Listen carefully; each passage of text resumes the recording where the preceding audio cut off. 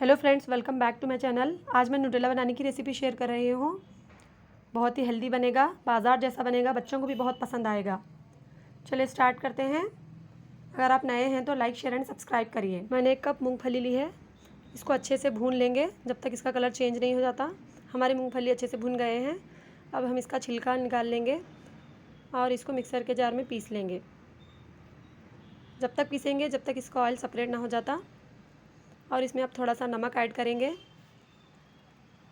और चीनी powder add करेंगे और थोड़ा सा वनीला एसेंस ऐड करेंगे और इसको पीस लेंगे। अब फिर इसमें हम कोको पाउडर ऐड करेंगे और थोड़ा सा ऑयल ऐड करेंगे और फिर से पीस लेंगे। देखिए हमारा न्यूटेला बनके तैयार है।